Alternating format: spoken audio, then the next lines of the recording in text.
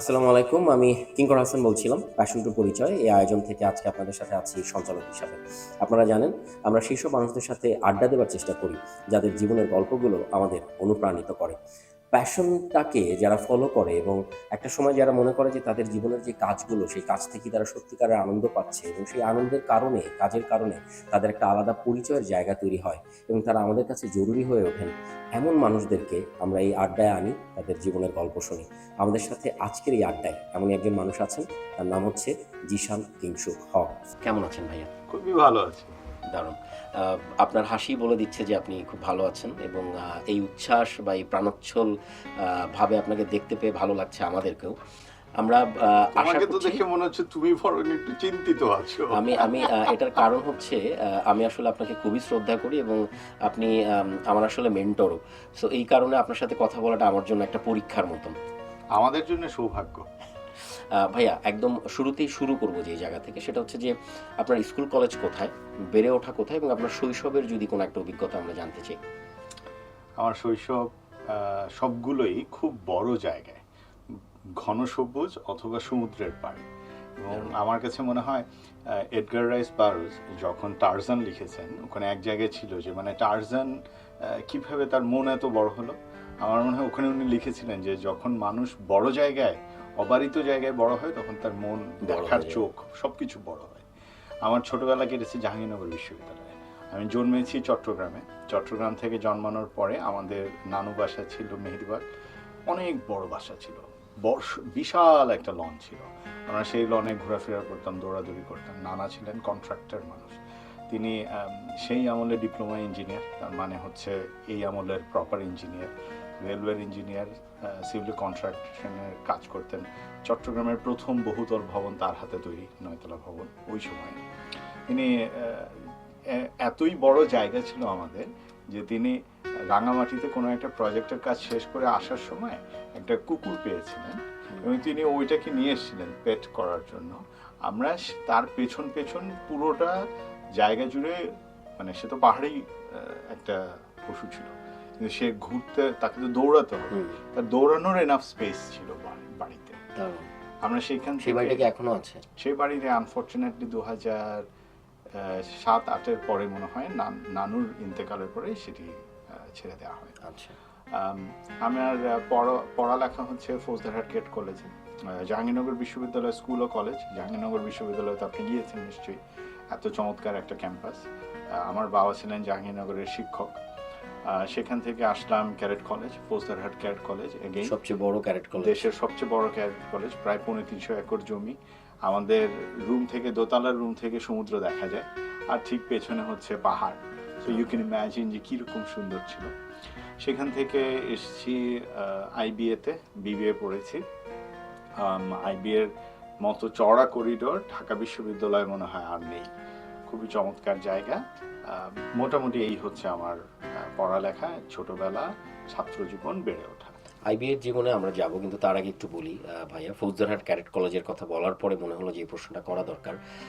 Carat কলেজে যেহেতু পড়েছেন, একদমই কড়া নিয়ম কানুন অনুশাসনের ভেতর দিয়ে বেড়ে ওঠা, কিন্তু আমাদের শৈশব কৈশোরে কিছু প্রেম থাকে এবং সেই প্রেমগুলো খুব প্রবল অনুভূতি বোধের জায়গা থেকে তৈরি হয়। হাত কেটে একসময় নাম লিখে রাখা হতো একটা সময়। সো ক্যারেট কলেজে তো সব ছেলেরা আপনারা একটা ক্যাম্পাসের ভেতর আটকানো, ওই সময় কি কোনো প্রেম এসেছিল জীবনে? আমি ছিলাম নিতান্তই সবজি জাতীয় একটি মানুষ। আমার ভিতরে ওই প্রেম আনফর্চুনেটলি আসে নাই, কাউকে পাই নাই। আমার প্রথম একটা একটু ক্রাশ হতে নিয়েছিল বগুড়ায় যখন বেড়াতে গেলাম খালু খালামনির বাসায়। খালুর তখন বগুড়া ক্যান্টনমেন্টে পোস্টিং। কোনো এক দূর সম্পর্কের আত্মীয়ের বাসায় গিয়েছি, সেখানে কোন মেয়ের সাথে যিনি দেখা হয়েছে। ফেরত আসার পরে আমার মা এবং আমার খালামনি দুজনেই আমাকে বললেন বগুড়ার মেয়ে থেকে সাবধান থেকো। তারপর থেকে আর হয়ে ওঠে।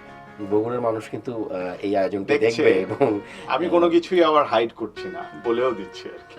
এবার একটু আইবি এর দিকে যাই। সেটা হচ্ছে যে আমাদের তো অনেক ছোটবেলায় অনেক পছন্দের সাবজেক্ট থাকে, আমরা কেউ ডাক্তার হতে চাই, ইঞ্জিনিয়ার হতে চাই, এবং মা বাবাদেরও দেখা যায় যে নিজের মতন করে একটু চাপিয়ে দেওয়ার চেষ্টা থাকে আমাদের সময় যেটা ছিল। সেই জায়গা থেকে আপনি আইবিএতে আসা কি এটা আপনার মা বাবার ইচ্ছায়, নাকি আপনি নিজেই ঠিক করে রেখেছিলেন যে না আপনি আইবিএ থেকে পড়াশোনা করবেন?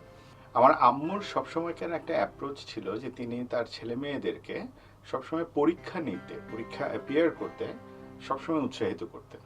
সেটা ক্লাস 5-এর বৃত্তি পরীক্ষা হোক, সেটা ক্লাস 8-এর বৃত্তি পরীক্ষা হোক, সেটা সাধারণ অন্য কোনো একটা পরীক্ষা হোক, সেটা একটা জাতীয় শিশু পুরস্কার প্রতিযোগিতা হোক, যে কোনো জায়গায় যেতে হতে।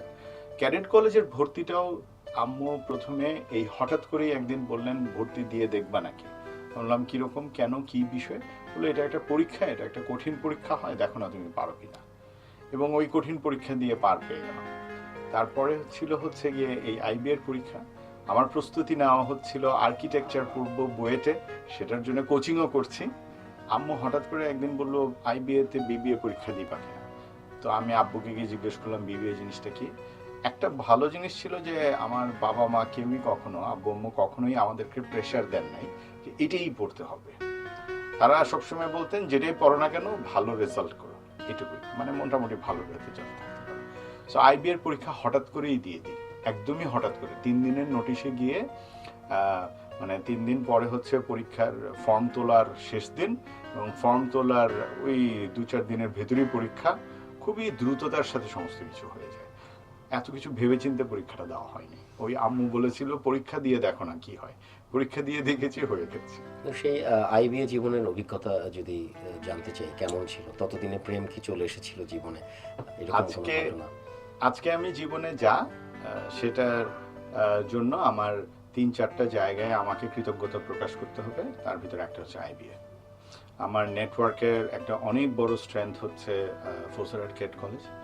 আমার নেটওয়ার্কের এর পরের বড় স্ট্রেংথ, এবং আমার গড়ে ওঠা আমার প্রফেশনাল লাইফ, আমার ক্যারিয়ারের জিনিসপত্রকে ঠিকমতো দেখা, ক্যারিয়ারের যুদ্ধটাকে আসলে এমব্রেস করে নেওয়া, আলিঙ্গন করে নেওয়া, এই বিষয়টা আইবিএ শিখিয়েছে। এখন এক একটা রিসোর্সের এক একটা স্ট্রেংথ এরিয়া আছে, কোন স্ট্রেংথ এরিয়াতে কাকে কোথায় কাজে লাগানো যায়, এটা হবে আমাদের মতো বসদের কাজ। এটা যদি করতে পারি তখন এই রিসোর্সদেরকে কাজ করানো যায়। সুতরাং প্রজন্মের উপর দোষ দেওয়ার যে সহজাত একটা প্রবৃত্তি দেখা যায়, আমি বিনীতভাবে সেটাকে প্রত্যাখ্যান করি।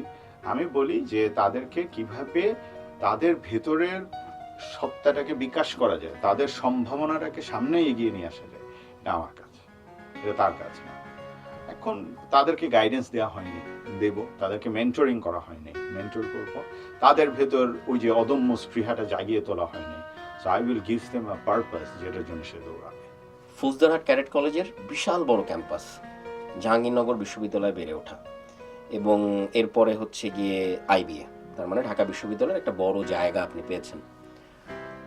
আপনার সন্তানের কথা যদি বলি, সে কি আসলে এই জায়গাটা পাচ্ছে, এবং যদি না পেয়ে থাকে সেটা কি তার বেড়ে ওঠার ক্ষেত্রে বাধা কিনা?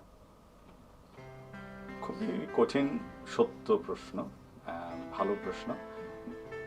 কিছুটা বাধা, এ বিষয়ে কোনো সন্দেহ নেই। আমরা তো 4 দেয়ালের গণ্ডির ভিতরে একটা ফ্ল্যাটে বেড়ে ওঠি। তারা তো আসলে ওই ফ্ল্যাটে বাকি ফ্ল্যাটগুলোতে, বাকি 4টা তলায় কে আছে না আছে, তাদের সাথে ইভেন ঈদের সময় যে যেতে হবে, এই ব্যাপারটাই তো আজকের ঢাকা শহরের সিটির কি বলবো, সিটিজেন লাইফে এটা নেই। তো তারা সেটা পায়নি। তাহলে উপায়টা কি? উপায়টা হচ্ছে প্যারেন্টিং এর মাধ্যমে তাদেরকে একটা জায়গায় নিয়ে আসা, তাদেরকে সেই জায়গাগুলিতে পরিচয় করিয়ে দেওয়া। তারা দুজনেই ইংরেজি মাধ্যম স্কুলে যাচ্ছে, যে স্কুলটাতে যাচ্ছে স্কুলটা ভালো, স্কুলটাতে মাঠ আছে, চমৎকার জায়গা আছে, দৌড়ানোর জায়গা করে দিচ্ছি। ছোটটি চেয়েছে দৌড়াতে, তাকে একটা দৌড়ানোর ট্রেনারকে দেওয়া হয়েছে, স্নিগ্ধ তাকে ট্রেনিং করাচ্ছে। সে মাশাআল্লাহ ট্রেনিং করে 5টার ভিতর 4টা মেডেল জিতছে। এই প্রাপ্তিটা দিতে হবে বাচ্চাদেরকে, তাদের বেঁচে থাকার একটা পারপাস দিতে হবে। মানে এই পারপাসটা আমি 4 দেয়ালের গণ্ডি থেকে কিভাবে বের করতে পারি। সো তুমি শুনলে মজা পাবা যে আমি বাচ্চাদেরকে নিয়ে কিন্তু মাঝে মধ্যেই আমরা ড্রাইভে বেরিয়ে পড়ি। আমরা কিন্তু মাঝে মধ্যেই জাহাঙ্গীরনগর যাচ্ছি, মাঝে মধ্যেই এখানে ওখানে যাচ্ছি। বাচ্চাদের দাদি বা নানি তাদেরকে নিয়ে কোথাও না হলেও অ্যাটলিস্ট ক্যান্টনমেন্টের বড় জায়গায় নিয়ে গেল, বা কোথাও না হলেও হয়তো পূর্বাঞ্চলে নিয়ে গেল, ইত্যাদি ইত্যাদি। ওই সবুজের স্বাদটা যাতে তারা পায়, খোলা জায়গাটা তারা যাতে পায়। 2 নম্বর জিনিস হচ্ছে ইংরেজি মাধ্যমে পড়া বাচ্চা, তারা কিন্তু মাশাআল্লাহ এবারের ঈদের ছুটি গেল, এই ছুটিতে তারা সিদ্ধান্ত নিয়েছে যে সবগুলো বাংলা সিনেমা দেখবে। শুরু করেছে এসব মার্ডার দিয়ে, কিন্তু এরপরে সবগুলো তারা একটা একটা একটা একটা করে দেখে তাণ্ডব, দেখে ইনসাফ, সবগুলো বাংলাদেশ শেষ সিনেমা। করেছে। দ্যাটস তাণ্ডব দেখেছে, উৎসব ইত্যাদি ইত্যাদি সবগুলোই দেখেছে। আইডিয়াটা হচ্ছে তাদেরকে রুটের সাথে কিভাবে রেখে দেওয়া যায়। আর লাস্টটা হচ্ছে যে হ্যাঁ, বাচ্চারা একটা সীমাবদ্ধতা পেয়েছে, কিন্তু তাদের আরেকটা সীমাবদ্ধতা নাই, সেটা হচ্ছে তাদের কল্পনার সীমাবদ্ধতা। সুতরাং you will be pleased to know যে আমার বড়জন গান বানিয়ে পাবলিশও করে ফেলেছে, নিজে লিখেছে, নিজে মিউজিক করেছে, পাবলিশ করেছে, এবং সেটা আমরা তাকে সমর্থন জুগিয়ে যাচ্ছি আরও করার জন্য।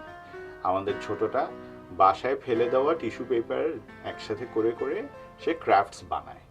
তো তাদেরকে, তারা ওই জায়গাতে আছে যে তাদের কল্পনা যাতে রহিত না হয়। আমরা একদম শেষের দিকে চলে এসেছি।